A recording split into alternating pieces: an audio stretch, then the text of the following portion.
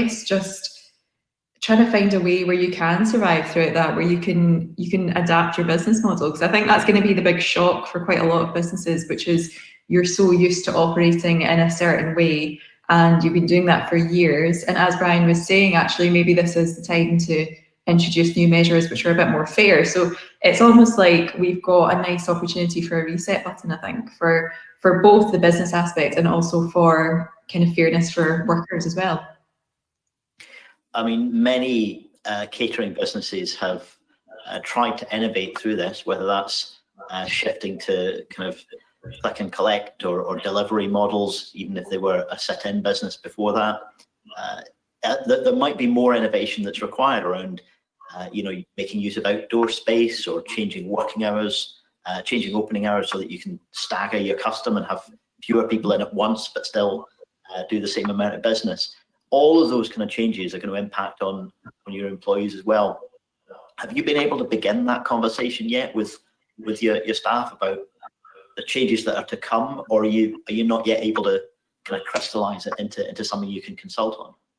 I think quite honestly, no, because we're not at the stage where we have the measures yet. We're not at the stage where we can even look at how that's going to look like. So, and again, we'll need to see how the general public are reacting to this, because also I think it will be within businesses' kind of best interest to also gain the trust of customers. So have like a really good system where it is safe from kind of, I guess, cross-contamination from anything, where you've got like enough space between customers as well. There's going to be a lot of stages of process. So I think, and as a business owner, you always want to set up a business which you can provide the means to, for example, give living wage, or for example, have the many of staff that we've had before this that I'd like to come out through the end of with as well. So in that way, it's going to be, there's a couple of changes that I think we'll need to make, but I think things will be busier in terms of like takeaway. Takeaway has seen like a huge kind of boost in business at the moment. So then you have to think to yourself as a business owner, right, okay, how can I adapt? I'm not just going to say, let's make people redundant. How can I adapt my business to make that fit what I came into this with and what I'm going to come out of this with? Emma, the perspective of people working in these kind of businesses is really interesting, because they're obviously people like yourself and so many others directly impacted by some of the labour standards and conditions that they pay in terms of employment and so on. You also, clearly, you want your jobs to continue to exist, and so the viability of these businesses is really important to you. And everybody working in the sector is probably a customer as well in the rest of their life.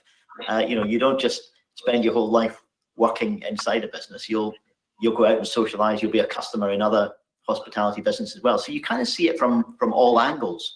What's your kind of take on where things stand and how likely it is that we're going to be able to find a way to get through this and strengthen the position of people working in the sector rather than see even more precarious conditions?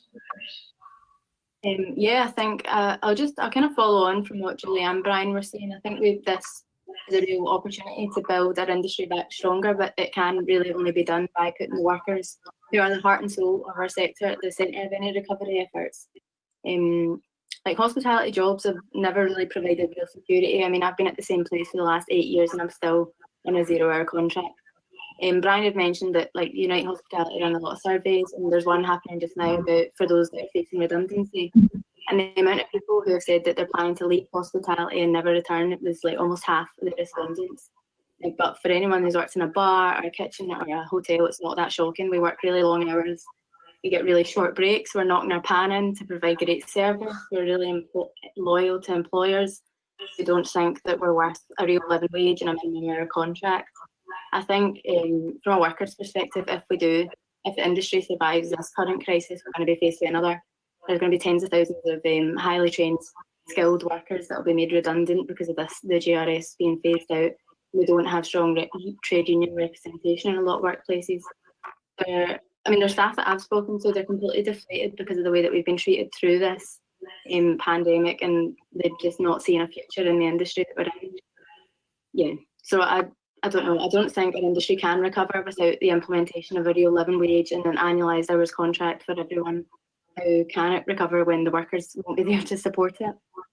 I feel like we're just existing in the background for a lot of people, for the UK government. Working in hospitality, it really is a career, and it's time that the UK government saw it that way and protected the workers. I think, like, I've seen it myself, and I'm sure loads of others will agree. We're completely disrespected. It's been shown in the battles we've had to face through this crisis, the things that I'm seeing other people across the sector have to go through, navigating furlough rates with dodgy employers, especially for the minimum hour contracts, and now we're seeing thousands of people being made redundant, and it's all people that are on the bottom rung of the ladder. So, yeah. I think working we need to get the best for us. You mentioned there the traditionally low level of trade union membership there is in the sector, and that's not just an isolated problem. I mean, it's a problem throughout our economy. But I think there's sometimes almost a kind of expectation that that people in hospitality don't even expect to get anything better. Do you think we can rekindle that belief in people working in the sector that actually we can change this, whether that's through trade union membership, other forms of activism, or perhaps looking at how people can be more informed about which businesses they're going to and what's really going on? I mean, there's only like one hotel in the whole of Scotland that's a registered living wage employer. There might be one or two others that are doing it but not being registered, and it's really difficult if you're going out for a night out to identify who are the pubs that actually are have a good track record. How can we inform people? How can we empower people? And do you think there's a chance for, as I say, rekindling that belief amongst the people working in the sector that they can achieve that change? I think for me, speaking to workers across the industry, this pandemic, this has been the first interaction that a lot of people have had with trade unions, and it was trade unions that fought and won for the GRS, and we'll continue to fight to make sure that people aren't being left behind. And I think when we're going back into workplaces, looking at Scottish Government working with the STUC for our safety reps, I think that will be a lot of people in the hospitality industry's first interaction with trade unions. And I think if we can use that first interaction, that first touch point, to emphasise how important it is to be part of a collective demand for better, I think there's a lot of opportunity there as well. And I think employers should be taking it upon themselves to be, might be a bit of a wish, but to be pushing for trade union access in workplaces, and then emphasising that in all of their publications. Exactly as you're saying, you want to know the places that are supporting their staff well, you want to know the places that have rights in place and that are paying a real living wage. And I think that some of that needs to be taken onto the employers if they want to treat their staff well, and they want people to know about it. Mm-hmm. Brian, Patrick, do you mind if I was just going to answer your question about rekindling, because I've been involved in this movement for more than 10 years now, and the last 3 or 4 months we've put on more members in the hospitality industry than we did in 2019 combined. Wow. Now, you could argue that is because of job losses and people are scared and they're joining a union, but that's only been in the last 2 or 3 weeks that there's been mass job losses. The biggest membership growth we saw was in March. Again, you could say that people were scared about COVID and what was going to happen to their jobs before the JRS. But as Emma says, we've actually had some really monumental wins, not just Unite, across the service sector economy, several unions. The Marriott Hotels, for example, biggest hotelier in the world, £20 billion turnover, and yet they had refused to furlough their casual workforce. So there was 1,500 casual 0 hours contract workers in the Marriott. By the end of April, despite the GRS coming in 6 weeks before, they still hadn't furloughed their casual workers. Now, not only is that unlawful in the sense that it's unfair treatment, you can't treat agency or 0 hours workers any differently when it comes to an application of statute. So we launched a campaign, 400 people signed an open letter, several hundred people joined the union, put as much pressure on that company, international pressure as well. So we teamed up with the unions in San Francisco, in Africa, in India, where there were Marriotts, and we won. We forced the company to furlough their zero-hour contract workers. 1,500 of them received a wage backdated till March because of the campaign that they launched. And that was workers who'd never been in a union before. That was 19-year-old hotel workers who'd never joined a union before. So it is scary times. I think we're going to see mass job losses, but I am confident that workers are going to see the light and realise their collective potential to actually transform their workplace. Bizarrely, I've just had one of the first questions coming in online that's just about that from Liam asking about how unionising has managed to get off the ground in the hospitality industry. It says, I've not been in the sector for a good while now. I wish you guys had been there when I was there. So, do you think, I don't know if you've had a chance, Brian, to talk to those new members and get a sense of, are they people who've been working in the sector a long time who just never got around to it? Are they people who, would have been natural trade union members in kind of previous generations when trade union membership was much higher? Who are the new members and why have they chosen to join now instead of having been members before? They're a mixture, to be honest. I wouldn't actually say a lot of them are from trade union backgrounds or families. Emma will hopefully agree with this. A lot of them are, frankly, too young. It's their first jobs. There are people joining our union whose parents weren't even in trade unions, whose parents, came after the miners' strike. So, we're talking about really young people here who have no historical. Without getting too political about it, they've got no historical analysis of what has happened in the last 30 years. But yeah, there are some people, 40 and above, who've never been in a union before because they've always been in hospitality, and quite frankly, the industry has never made it very easy for them to get involved in unions. There's always been a fear factor about getting involved in unions because it can be quite an individualistic industry. A lot of people don't see themselves as part of the collective, but that is changing. And there are employers out there where we have recognition agreements, where we, without any form of fight, if you like, we've managed to convince decent employers to actually support what we're doing. So, for example, the largest arts venue in Edinburgh, in Europe actually, but it's in Edinburgh, Summerhall, 240 workers, they have signed up to a collective bargaining agreement with Unite. So every single year, we negotiate with them on pay rises, on getting rid of zero-hours contracts, sexual harassment policies. So we are making headway. To Liam, I would just say, I'm not telling you to get back involved in the hospitality industry, but that doesn't stop you from joining a union, because whatever workplace you're in, you will need a union. So please join anyway. Julie, you've had some success with your business. You're not on the scale of a Marriott. You're an independent business. But do you get a chance to kind of talk with and network with other, whether it's in the restaurant business or elsewhere, other kind of hospitality business owners and people running those businesses, either back before this or during this? What kind of sense do you have about how much welcome there would be for the kind of agenda that Emma and Brian are talking about there, about strengthening the role and the voice of the workforce within the industry generally? Not just your own business, but wider sector. It's really interesting to hear, actually, because as a smaller business owner, you do tend to hear less about stuff like this, and I think it's good. It's been interesting to hear how that can come about and how it can kind of integrate within your business as well.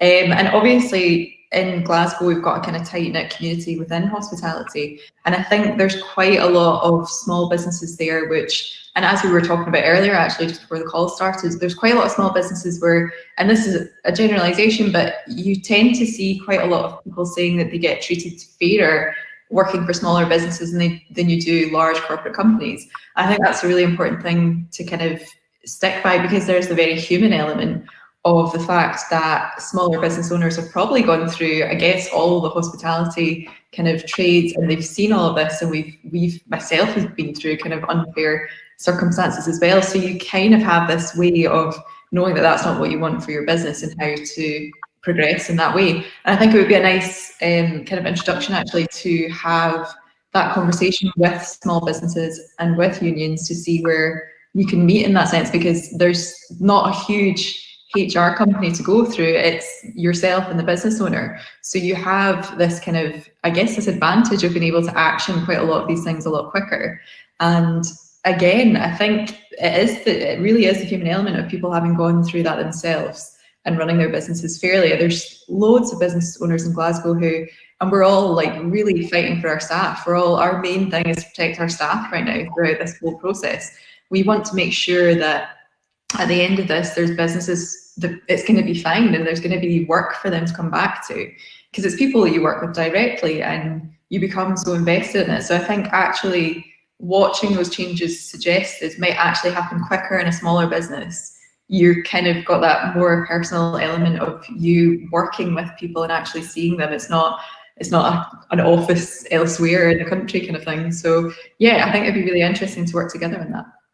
Yeah, I mean, sometimes I have the feeling that some of the kind of business network organizations that lobby us as politicians and that seek to represent the business community in the media don't actually always have a strong representative role. They don't necessarily represent particularly smaller independent businesses. And I wonder if we need to change who's got a voice in this conversation, shifting. Yeah, I think there's demand as well. People are generally going to smaller businesses now for quite a lot of things. People are really supportive of independent businesses through hospitality, through crafts, through arts. I think with that demand for people wanting even more kind of local produce, local restaurants, cafes, I think that should also reflect in the way that the unions go too, that actually people are moving away from working for big chains quite a lot of the time because they know that their rights might not be as listened to. So yeah, I think that would definitely be a kind of stronger way to go down. You talked as well about the personal element of this and that kind of sense of personal connection, and there's a kind of a sort of social intimacy, if you like, that people want from going out to socialise. The question for all of you is about the changes that social distancing and the virus itself is going to have to the way that hospitality businesses operate. What's that going to do in terms of public confidence to go back out, and what's it going to do in terms of the safety of people working in the sector as well? Because no one is going to want to get back to business and then start seeing either customers or people working in the sector becoming ill when that could have been prevented.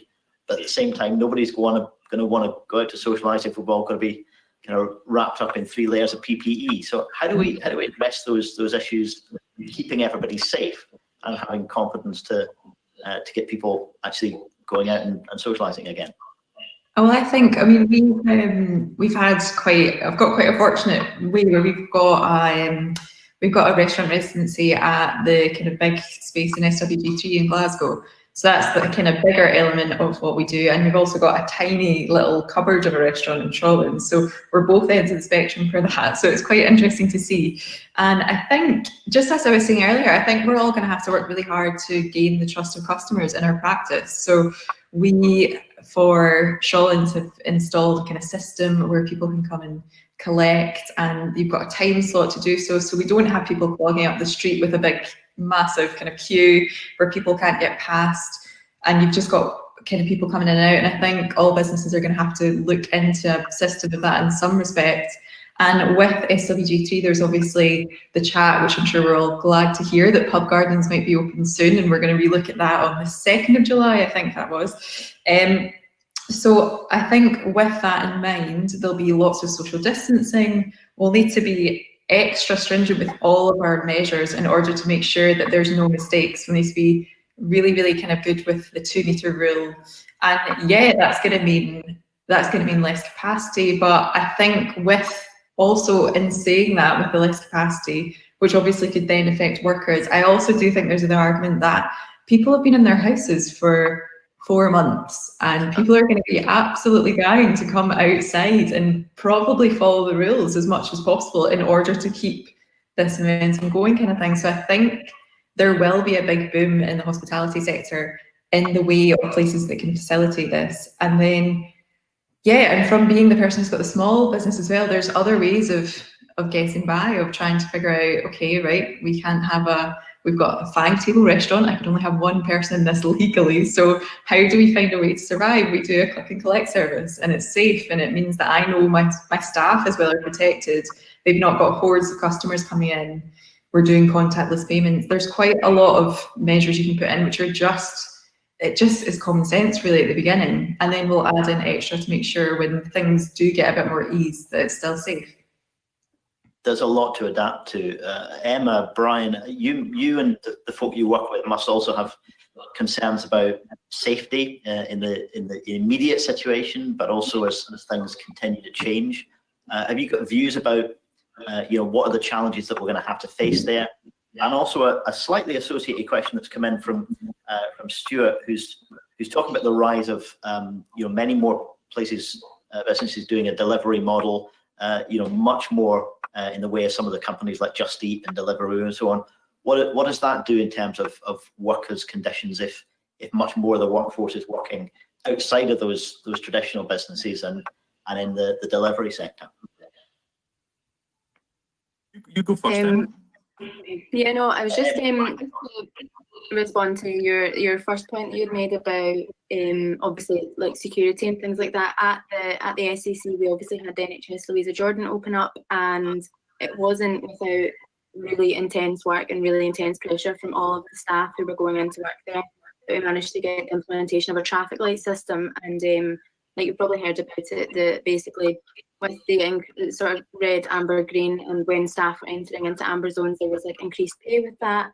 And I think, well, I don't think that's feasible for like across the hospitality industry at the moment. I think that is just an example of how hard the staff had to work to make sure that their safety was paramount and was put first. And I think employers really need to take that on board and make sure that they're not waiting out their staff before they even get in the door, because they're fighting to make sure that yes, the 2-metre rule is being implemented. I did hear that there has been pressure in the Scottish Government from some who won't be named to minimise that to 1 metre, and I hear the same thing happening across the UK. And I think I'm just absolutely shocked by that. Why is it that in a hospitality setting that the workers' safety is less important than that of in other spaces? It just makes me feel absolutely sick, but I'm not at all shocked by it. Yeah, I think there needs to be a wider conversation between the Scottish Trade Union Congress and trade unions, and as well employers talking to each other, workplaces speaking with each other. Julie was talking about smaller businesses coordinating together. I think that is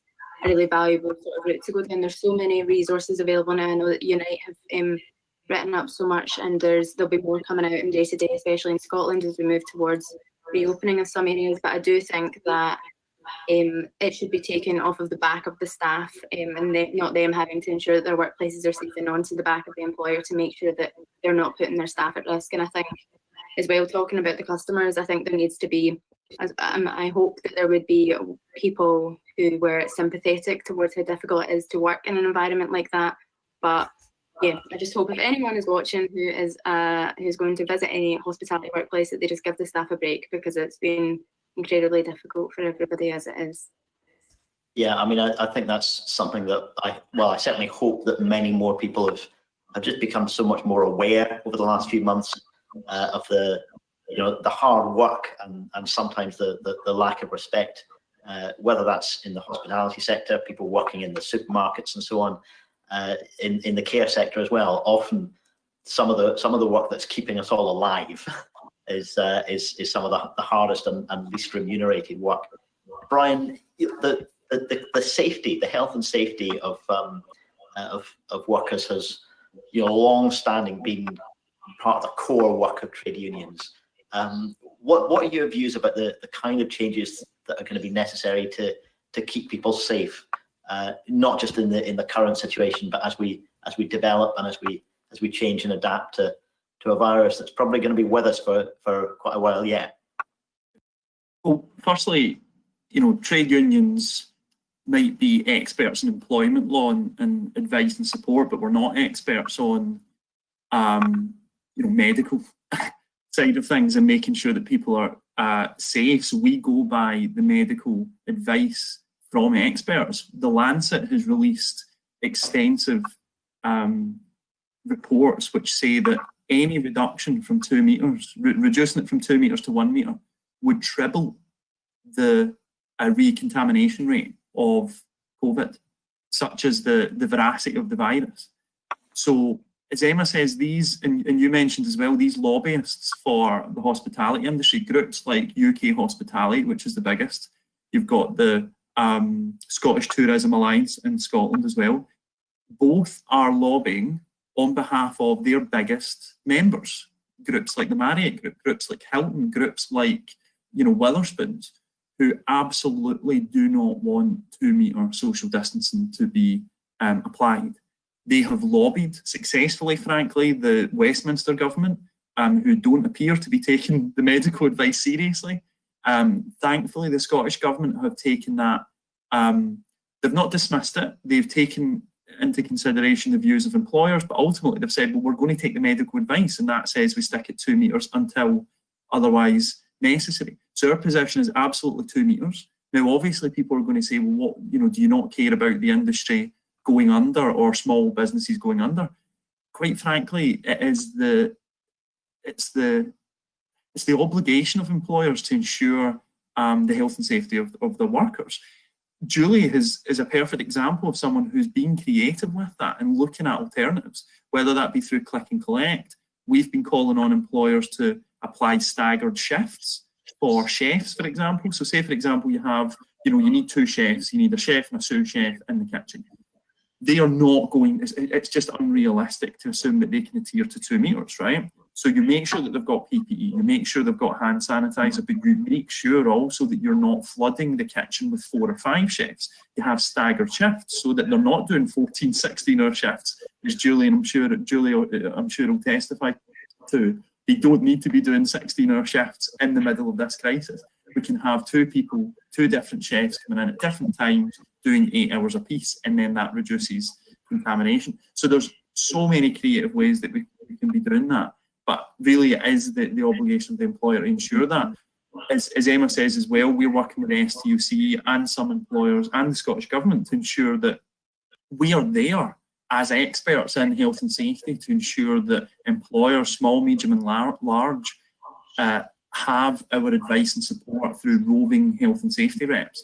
So we've got reps in the restaurant industry who can go in to support workers in casinos, where we might not have a huge trade union presence. We're training up people like Emma to be able to go into those workplaces and support those employers, not only to protect their staff, but actually to make sure that they adhere to the law, because they can be prosecuted if they don't. So we need to make sure that employers are adhering to that.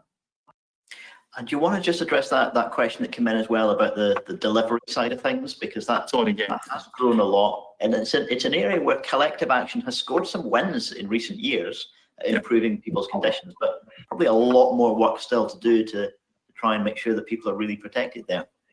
Yeah, I mean, Deliveroo, I'm going to keep to the facts. Deliveroo are a terrible employer. They are an employer which for years was not paying the minimum wage. They are bogus self-employed, the Deliveroo drivers. Through a collective action through Unite and Better Than Zero a few years back, we did manage to win a lot of concessions, including workers being paid above the minimum wage, as if that was a hugely radical thing to implement. But they're still paid by delivery, so they can get as little as £1 per delivery. And sometimes if they don't make that delivery in time, within 10 or 15 minutes, they don't get paid for that delivery. So that was the situation we were dealing with our members. So I'm not dismissing all of those creative ways that we can ensure workers are protected, but I would be cautious of positively talking. I know no one's doing that, but positively talking about Uber and Deliveroo who have court cases, convictions against them for failure to adhere to basic employment rights. But yeah, I think click and collect is a great idea. Queuing systems that ensure that people aren't out on the street are all ways that we can ensure that workers are safe. I think I might have missed We- a bit of that we just when I lost got out there. But yeah, for a while there, but I think you stayed with us. Did you manage to follow all the conversation there? yeah, I think I've got bits of it. So just to pick up on what Brian was saying, just about having a couple of chefs on per shift. So just for the practical aspect of that, to go back with what I was saying, actually what you have seen is a huge kind of boom in takeaway demand from customers. You've seen quite a lot from that. And I think that one of the things, practicality wise, that we've noticed is we can actually have on probably the same members of the team on the same shift. So hopefully as much as possible, they're not switching. Say you've got a pool of 11 staff, you have the 4 staff on together, and then you have the other 4 staff and the other 3. And that's helped quite a lot. But in terms of demand, it would be, I guess, part of it be minimising the amount of people you've got on, but at the same time, in order to protect kind of the hospitality workers, I think for takeaway, it's been a lot busier. So actually you are finding quite a high demand, and you don't want to have those workers who are coming back with this kind of tripled overload of work and tasks that you've got now coming out of the pandemic. So I think our solution for that was, yeah, we're probably going to need more than 2 chefs on, but let's keep the same team of people on with each other, because I don't want to have the minimal amount of staff absolutely, Emma, as you said earlier, knocking the pan in and just being overworked kind of thing. So yeah, we've found a way to kind of deal with that so far, but you're right, there's lots of different ways. And I think in the hospitality sector, especially within food and within drinks, you need to be super cleanly anyway. We just have to add on extra measures now. So we have to be wiping down surfaces more, we have to be wearing masks, we have to be changing gloves, we have to be, I think employers have to be investing a lot into PPE equipment.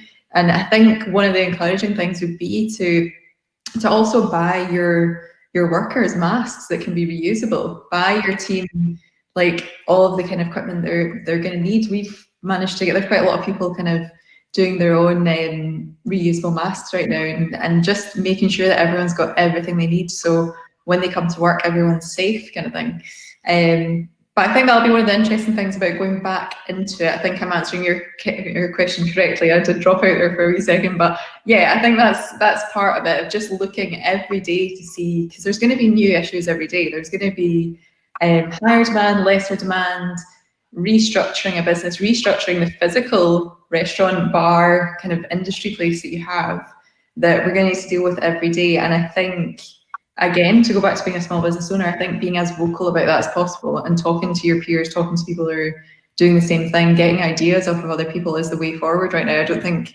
secrets in business should be a thing at the moment, just when everyone's going through the same thing. Listen, I wanted to ask you all as well about the job retention scheme. You know, so many people's incomes have been supported by action that the UK government has taken, and I think every government around the world has been under immense, irresistible pressure to try and step in and support people's incomes in the current situation. But the UK government's current plan is to taper that off pretty soon and then end it. A kind of a cliff edge ending, really.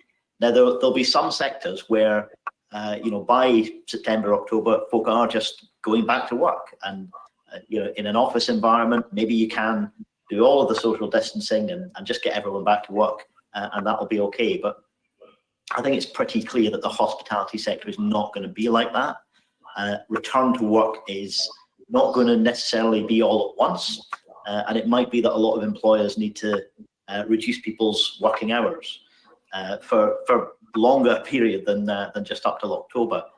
Now, some other governments, the French government, I think, have said that there's going to be measures to support people's incomes for up to 2 years rather than just the next couple of months. Do you think we need a bespoke extension or flexibility to the job retention scheme that deals with the particular issues that are impacting the hospitality sector? Is that going to be something that employers are going to see necessary, but also how's that going to leave the workforce if people are having to rely on those systems? If we don't get those changes soon enough, if they only come in September, October, we're going to see a lot of people having lost their jobs already, and it'll be too late for them by that point. So what are the options here, and what do you think the UK government needs to do to find a way through this? Whoever would like to If I kick can off. if I can just start, Patrick, firstly, it's important to highlight that the job retention scheme was, we're not claiming all credit for it, but the trade union movement and its lobbying at very top levels of Westminster government made the argument that if you did not have a safety net for workers, that you would see literally tens of millions of job losses. And they, frankly, the most right-wing Tory government that we've seen probably in our lifetimes was forced to do that, was effectively forced to nationalise large swathes of the private sector and then thank the trade union movement for helping them do that. I think that needs to be pointed out to begin with as an amazing achievement. But there are huge gaps in the job retention scheme. Firstly, you know, when it was launched in March, over 1 million workers, mostly in the hospitality industry, were left out because they started their jobs after the 28th of February. They were relying quite ridiculously, naively, on large employers to rehire these people back or to give them their jobs when they'd already resigned from their previous positions. That should have been resolved from the very outset, because that's 1 million people who became destitute. The tapering off is a disgrace. We warned the Chancellor that whilst we've always lobbied for employers to pay the top up of the 20% to take you to 100%, but to mandate that, to make that a legal requirement is disastrous, because you've got companies as large as Marriott and as small as independent cafes who genuinely can't afford it, who can't afford to pay 13% employer contributions. But then you've got the Marriott, as I say, with £20 billion in the bank. BA, without moving into another sector, what British Airways have done, they've sacked 14,000 workers. They are looking to make redundant their entire workforce and then rehire them back on reductions of wages of up to 60%. Companies like that are taking advantage of the job retention scheme, using public funds to pay wages and with no intention of actually retaining the staff. So the tapering off is wrong. Yes, I do think we need a extension. I think we need a bespoke extension for hospitality, at least until Christmas. And that should be, you know, I don't think it's unrealistic to make that 100%. I'm sorry, but I'm going to say it. The amount of money we are spending on the job retention scheme per month is what we spent on Trident. It's what we spend on the upkeep of Trident, right? It's £17 billion. I'm not saying that's a small amount of money. I'm saying it's a small amount of money to ensure that 4 million workers aren't put on the street. It's a small amount of money in comparison to what we spend on nuclear weapons. So absolutely, I've probably stole Emma's line, but it absolutely needs to be extended for hospitality specifically, and some areas of retail, you know, care workers as well, who frankly have worked through this whole thing and they need a bit of a break as well. Emma, feel free to get back at him for stealing your line. Yeah, literally took the words out of my mouth. I think I'm so raging, but yeah, no, I think there definitely needs to be. I feel as though sometimes we talk about job retention scheme and we talk about trade unions, and like if you're just talking to a hospitality worker who doesn't know anything about this kind of thing, just totally goes over their head. But when you describe it, when you look at you know, what the people that are actually in it, I was talking earlier about the Unite survey that was done, and I was helping to put together some bits for that, and there was a quote from someone that like absolutely like summed up in a nutshell, and I think I'll just read it out because I love doing that kind of thing. There's a chef, he had like 10 years experience. He said, "It's always been seen as an industry that's not worth entering. However, it's critical to so many people as hospitality is the staple that keeps everyone sane. This industry is being destroyed and it's having to lead its own way out of this without help from the government. This is appalling for a sector contributing so much to the British economy." And that same person has also said that they were considering leaving the industry. And I think, just come back to what I said earlier, we're gonna lose so many people from our industry, and we're gonna end up back at square one, where how is the industry possibly going to recover from this? I think there needs to be a big step up in looking at the at-risk sectors, at-risk industries, and hospitality is made up of young, low-paid workers, and I think we're the people that are going to end up falling through the cracks, and there will just be a massive, another massive crisis to be faced in the coming years if there isn't something done about it. Julie, do you have a clear view about what you or other employers in your situation need by way of either an extension or a replacement for the job retention scheme, more flexibility, something that meets the particular needs of your sector? Definitely. I think the word there would be flexibility, because as I was saying earlier, we just don't know what we're going back into yet. And I say that as the business owner, but also for people who are working, like we don't know what that's going to look like in terms of hours, in terms of what people are going to need. So, and there was obviously talk of furlough becoming something that become part-time, and then you can work part-time and also gain your furlough too, which I think would be a beneficial thing, especially going back, this is for kind of personal reasons, because you don't know how busy something's going to be. You don't know what demand's going to be. We just don't know what the whole hospitality industry is going to look like. I hope that it's going to be quite busy, as I was saying, because of the kind of lack of anything to do for people for the past 4 months, that hopefully we'll get people coming out of the house and it's going to be great. But I think that we need a bit of flexibility with it, and we also need to see that throughout this process all the workers are going to be protected, because as I was saying earlier, there's loads of small businesses that I know in Glasgow that we are working so hard to protect the staff. Like it was our first worry as soon as you saw everything closing down. It's the first thing that you wanted to sort out. So in terms of that, we don't know what's going to happen, say for example in October. So will we have a second wave of it? Will we have, what's going to happen then, kind of thing? So we need to have some sort of structure in place that's going to protect everyone and hopefully come out of it at the other end. And yeah, I do think it's going to have to take some businesses to completely adapt, and that's on the business owners to kind of see what we can do, and if we can adapt a business to change it to make sure that it can fit the current climate. And some places, yeah, that's not possible as well. So I think in order to stop those redundancies, in order to stop the kind of panic, I think there needs to be a bit more flexibility with going back into like phases of opening. There needs to be a structure of, okay, this is what furlough looks like in phase 2, this is what furlough will look like in phase 3 for hospitality. And I think with that, there needs to be longevity with it as well, because none of us know, and that I guess that's the thing that we're all in agreement on, none of us know what this is going to look like in October, in November. So to have the kind of structured phases needs to come, I think, with government backing of the structured kind of furlough phase, the structured everything going back together phase needs to be all together. Listen, let me finish with Emma, because you've been working in the sector a long time. You still are.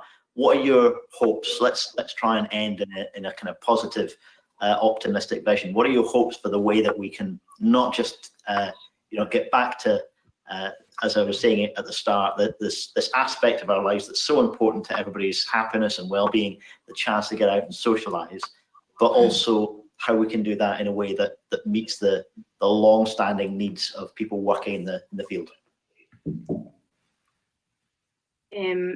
I think just coming back is something that I've been involved in, and it's something that I'm really optimistic about, is United Hospitality's new deal for hospitality workers. If anyone doesn't know what it's about, you can just go on their website. There's so many different elements to that, but thinking about when we do go back, like looking at what recovery looks like, I think Unite Hospitality's Fair Hospitality Charter is like the absolute minimum that should be implemented, all the things that Brian had mentioned before. But in the short term, we need to make sure that staff are being protected, and then we need to look at upskilling staff. I think when we say that, we need to talk about the fact that we are seen as a sort of low-skilled industry, when in actual fact that's not the case. Anyone that's had like 6 covers and having to like balance a kitchen at the same time, we can tell you that it takes a lot of skill. But looking towards like training staff up, and when you train them and you show them respect, that's the way that they're going to like stay in the industry, and they're going to take pride in the work that they're doing. So staff being fully trained and being totally paid for the training that they're doing, and then looking forward to full engagement with trade unions and all hospitality workplaces to make sure that those standards are being upheld. Listen, that's hopefully a vision that we can all share. I want to thank all 3 of you for being part of the conversation with me today. It's something that we all need to continue to work on, and I would echo what Emma said, that folk who haven't seen the work that Unite's done on this, please do hop online and take a look. The Greens are going to be working on this further in the coming weeks and months as well, with proposals for change from the UK, Scottish and local government level, because all three parts of the public sector have got a responsibility to try and get this right. Listen, I'm gonna finish because I've got some local beer to carry on with for the afternoon. I really want to get out and have a beer in a pub again. I want to do that when it's safe. I don't want to do that before it's safe. I want to do it when it's safe. But I also want to do it in a way that I can have confidence to know that the pub or the cafe or the restaurant that I'm in is treating its workers in the way that they deserve and the way that we would all want. So when we get to that opportunity, I'll happily invite you all out, and the first round's on me. For the time being, thank you all very much for being part of the conversation. Look forward to working with you in the future. And thanks everybody for viewing.